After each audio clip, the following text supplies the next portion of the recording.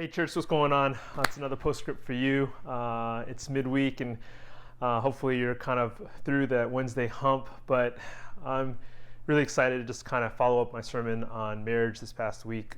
I had a really good opportunity to get some feedback from a various number of you, and I wanted to just talk about two things in particular that play a role in marriage. You see, one of the things I talked about this past week was that marriage is a choice, and I want to remind us, each and every one of us, that marriage is a choice.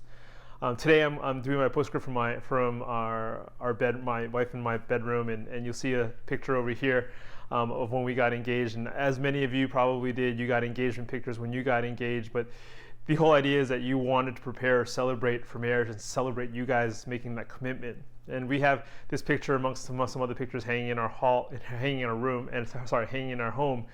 And I think it's just a great reminder of that choice and that promise and that commitment that I made.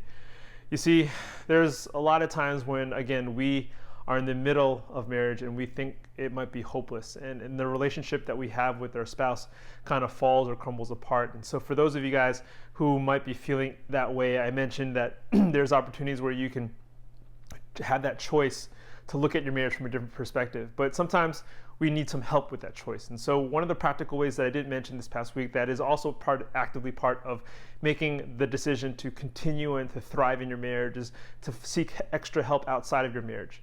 You know, that could be talking to one of us as pastors on the pastoral staff. It could be going to a professional counselor to go through some sessions just about your relationship with your spouse and try to just talk about some things that are going on.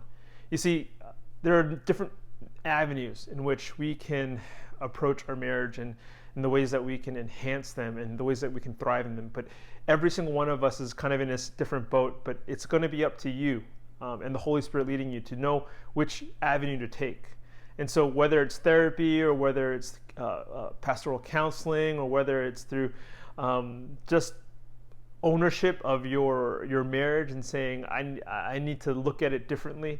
No matter what it is, it's something that the Holy Spirit has called each and every one of us to fulfill in our covenant with God. So remember again that our marriage is not a contract, it's a covenant. It's something that's meant for you and your spouse to kind of dive into. Take a moment today, thank God for your spouse, dive right back into that relationship, dive right back into that marriage with the same gusto you did when you first got engaged. Have a great week, guys. Bye-bye.